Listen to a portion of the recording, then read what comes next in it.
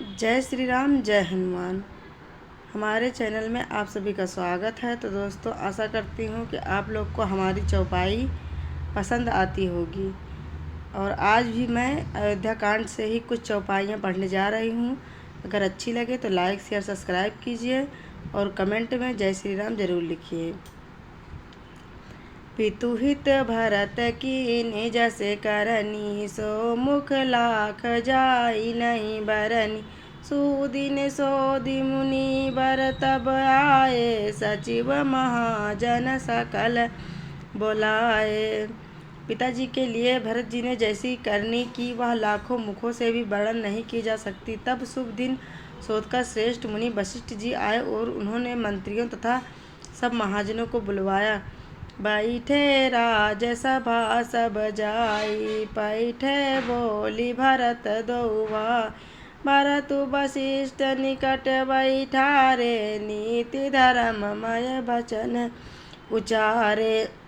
सब लोग राजसभा में जाकर बैठ गए। तब मुनि ने भरत जी तथा शत्रुघ्न जी दोनों भाइयों को बुलाकर भेजा। भरत जी को वशिष्ठ जी ने अपने पास बैठा लिया और नीति तथा धर्म से भरे हुए वचन कहे।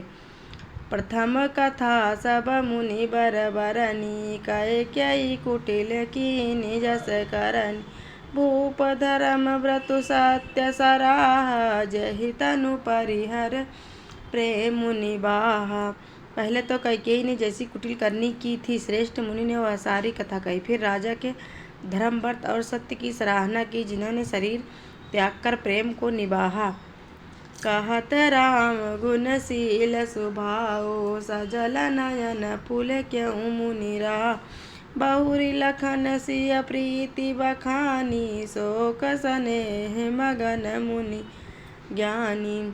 श्री रामचंद्र जी के गुणशील और स्वभाव का वर्णन करते करते तो मुनिराज के नेत्रों में जल भर आया और वे शरीर से पुलकित हो गए। फिर लक्ष्मण जी और सीता जी की प्रेम की बड़ाई करते हुए ज्ञानी मुनि शोक और स्नेह में मगन हो गए। सुनहु भरत भावी प्रबल, बिलखि कहूँ मुनिनाथ। हानि लाभु जीवन मरनु, जसु अपजसु विधि हाय। मुनिनाथ ने बिलख कर दुखी होकर कहा, हे भरत, सुनो, भाभी बड़ी बलवान है। हानि लाभ, जीवन मरण और यश अपयश से सब विधाता के हाथ में है। अस विचारी कहीं देऊँ दोषु, व्यर्थ काहीं पर की जिस रोष। तात विचारु करहि मन माही, सोच जोगु दशरथु निपुनाहि। ऐसा विचार कर किसी दोष दिया जाए और व्यर्थ किस पर क्रोध किया जाए। हे तात, मन में विचार करो, राजा दशरथ सोच करने के योग्य नहीं है। सोचूं विप्र जो वेद विहीना, तज निज धर्म विषय विसलय लीन। सोचूं नृपपति जो नीति न जाना, जहिने प्रजा प्रिय प्राण समाना। सोच उच्च ब्राह्मण का करना चाहिए जो वेद नहीं जानता और जो अपना धर्म छोड़कर विषय भाव भोग में ही लीन रहता है। उस राजा का सोच करना चाहिए जो नीति नहीं जानता और जिसको प्रजा प्राणों के समान प्यारी नहीं है। सोचूं वयस कृपनु धन दानु, जो नातिथ शिव भगत सुजान। सोचूं शूद्र विप्र अवमानी, मुखर मान प्रिय ज्ञान गुमानी। उस वैश्य का सोच करना चाहिए जो धनवान होकर भी कंजूस है और जो अतिथि सत्कार तथा शिव जी की भक्ति करने में कुशल नहीं है।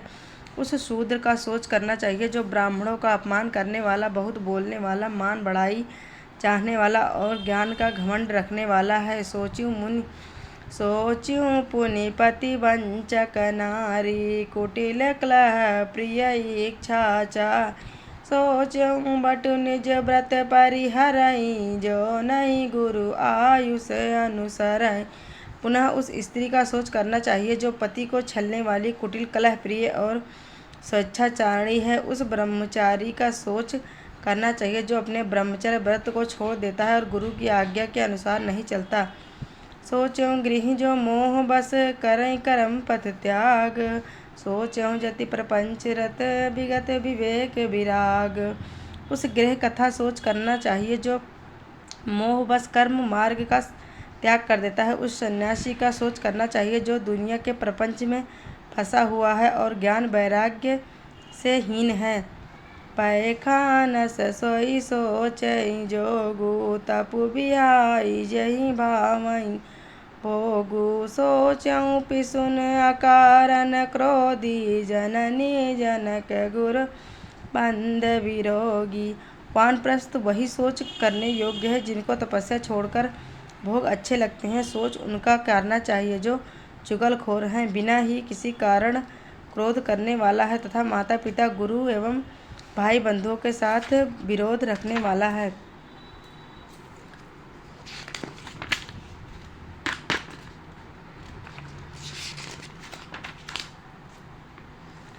सब विधि सोचऊँ पर अपकारी निज तनु पोषक निर्दय भारी सोचनीय सबई विधि सोई जो न छाड़े छलु हरु जन होई।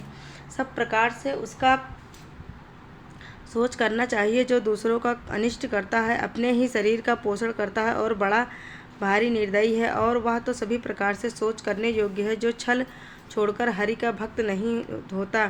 सोचनीय नहीं कौशल राउ भुवन चारि दस प्रगट प्रभाव पायऊ न आई न अब होनिहारा भूप भरत जस पिता तुम्हारा। कौशल राज दशरथ जी सोच करने योग्य नहीं है जिनका प्रभाव 14 लोकों में प्रकट है। हे भरत, तुम्हारे पिता जैसा राजा तो न हुआ है, न है और न अब होने का ही है। विधि हरिहर सुरपति दिश नाथा बरनई सब दशरथ गुण गाथा। ब्रह्मा विष्णु शिव इंद्र और दिक्पाल सभी दशरथ जी के गुणों की कथा कहा करते हैं। कहूँ तात कहीं भांति को करहीं बड़ाई तासु राम लखन तुम शत्रुघ्न सरित सुमन सुचि जासु। हे तात, कहो उनकी बड़ाई कोई किस प्रकार करेगा जिसके श्री राम लक्ष्मण तुम और शत्रुघ्न सरीखे पवित्र पुत्र हैं। सब प्रकार भूपति बड़भागी बादि विषादु करऊँ तो ही लागी। यह सुनि समझु सोच परिहरऊँ सिर धरि राज राजा यशु करऊँ। राजा सब प्रकार से बड़भागी थे, उनके लिए विषाद करना व्यर्थ है। यह सुन और समझकर सोच त्याग दो और राजा की आज्ञा सिर चढ़ाकर तदनुसार करो। राय राज पद तुम कही दीना पिता बचन फिर चाहियूँ की तजे राम जही बचन लागी तनु परिहरऊँ राम बिरहागी। राजा ने राजपद तुमको दिया है, पिता का वचन तुम्हें सत्य करना चाहिए। जिन्होंने वचन के लिए श्री रामचंद्र जी को त्याग दिया और राम विरह की अग्नि में अपने शरीर की आहुति दे दी। निर्पही बचन प्रिय नहीं प्रिय प्राण करहूँ तात पितु बचन प्रमाण करहूँ शीस धरि भूप रजाई हई तुम कहाँ सब भांति भलाई। राजा को वचन प्रिय थे, प्राण प्रिय नहीं थे, इसलिए हे तात, पिता के वचनों को प्राण प्रणाम सत्य करो। राजा की आज्ञा सिर चढ़ाकर पालन करो, इसमें तुम्हारी सब तरह भलाई है। परशुराम पितु आज्ञा राखी मारी मातु लोक सब साखी तनय जजाति जो बिनु दयाऊँ पितु आज्ञा यग जसु न भयऊँ। परशुराम जी ने पिता की आज्ञा रखी और माता को मार डाला। सब लोग इस बात के साक्षी हैं। राजा यजाति के पुत्र ने पिता को अपनी जवानी दे दी। पिता की आज्ञा पालन करने से उन्हें पाप और अपयश नहीं हुआ। अनुचित उचित विचारु तजिजे पालहि पितु बैन ते भाजन सुख सुजस के बसई अमर पतियन। जो अनुचित और उचित का विचार छोड़कर पिता के वचनों का पालन करते हैं वे यहाँ सुख और सुयश के पात्र होकर अंत में इंद्रपुरी स्वर्ग में निवास करते हैं। अवसी नरेश बचन फुर करऊँ पालऊँ प्रजा शोक परिहर सुरपुर नृप पाई परितोषु तुम कहूँ सुकृत सुजस नहीं दोषऊँ। राजा का वचन अवश्य सत्य करो, शोक त्याग दो और प्रजा का पालन करो। ऐसा करने से स्वर्ग में राजा संतोष पावेंगे और तुमको पुण्य और सुंदर यश मिलेगा, दोष नहीं लगेगा। वेद विदित सम्मत सबहि काजहि पितु देहि सो पावई ठीक। करऊँ राज परिहरऊँ गलानी मानऊँ मोर बचन हित जानी। यह वेद में प्रसिद्ध है और स्मृति पुराण सभी शास्त्रों के द्वारा सम्मत है कि पिता को जिनको दे वही राज तिलक पाता है। इसलिए तुम राज्य करो, गलानी का त्याग कर दो, मेरे वचन को ध्यान से समझो। सुनि सुख लाभ राम बई देहि अनुचित कहब न पंडित के। कौशल्यादि सकल महतारी त्यों प्रजा सुख होई सुखारी। इस बात को सुनकर श्री रामचंद्र जी और जानकी जी सुख पावेंगे और कोई पंडित इसे अनुचित नहीं कहेगा। कौशल्या जी, आज तुम्हारी सब माताएं भी प्रजा के सुख से सुखी होंगी। परम तुम्हार राम कर जानी सो सब विधि तुम सन भल मान। सौंप्यऊँ राजु राम के आए सेवा करहूँ सनेस सुहाय। जो तुम्हारे और श्री रामचंद्र के श्रेष्ठ संबंध को जान लेगा वह सभी प्रकार से तुमसे भला मानेगा। श्री रामचंद्र जी के लौट आने पर राज्य उन्हें सौंप देना और सुंदर स्नेह से उनकी सेवा करना। कि जो गुरु आयुष अवश्य कहाँ सचिव कर जोरी। रघुपति आए उचित जस तस तब करयो बहोरी। मंत्री हाथ जोड़कर कह रहे हैं, गुरु जी की आज्ञा का अवश्य ही पालन कीजिए। श्री रघुनाथ जी के लौट आने पर जैसा उचित हो तब फिर वैसा ही कीजिएगा। कौशल्या धरि धीरजु कहाई पोत पात्य गुरु आयुष संवादिरु करऊँ हित मानी तजिऊँ विषादु काल गति जानी। कौशल्या जी भी धीरज धरकर कह रही हैं, हे पुत्र, गुरु जी की आज्ञा पथरूप है, उसका आदर करना चाहिए और हित मानकर उनका पालन करना चाहिए। काल की गति को जानकर विषाद का त्याग कर देना चाहिए। बन रघुपति सुरपुर नर नाऊँ तुम यही भांति ताद कदरा। परिजन प्रजा सचिव सब अम्बा तुम ही सुत सब कह अवलंबा। श्री रघुनाथ जी वन में महाराज स्वर्ग का राज्य करने चले गए और हे तात, तुम इस प्रकार कतार हो रहे हो। हे पुत्र, कुटुंब प्रजा मंत्री और सब माताओं के सबके एक तुम ही सहारे हो। लखी विधि बामो कालो कठिनाई धीरजु मातु बाली जाई। सिर धरि गुरु आयुष अनुसरई प्रजा पाली परिजन दुख हरहीं।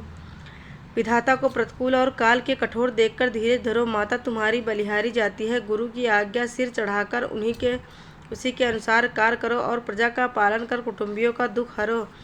गुरु के बचन सचिव अभिनंदनु सुने भरत ही हित जनु चंद। सुनि बहोरी मातु मृदवानी शील स्नेह सरल रस सानी। भरत जी ने गुरु के वचनों और मंत्रियों के अभिनंदन को सुना जो उनके हृदय के लिए मानो चंदन के समान शीतल थे। फिर उन्होंने शील स्नेह और सरलता के रस में सनी हुई माता कौशल्या कोमल वाणी सुनी। सानी सरल रस मातु बानी सुनी भरत व्याकुल भय। लोचन सरोरुह सावत सिंचत बिरह भये उर अंकुर। सो दशा देखत समय त्यहि बिसरी सबहि सुधि देख। तुलसी सराहत सकल सारद शिव सा जैसने की। सरलता के रस में सनी हुई माता की वाणी सुनकर भरत जी व्याकुल हो गए। उनके नेत्र कमल जल आंसू बहाकर हृदय के प्रेह रूपी नवीन अंकुर को सेचने लगे। नेत्रों के उनके वियोग दुख को बहुत ही बढ़ाकर उन्हें अत्यंत व्याकुल कर दिया।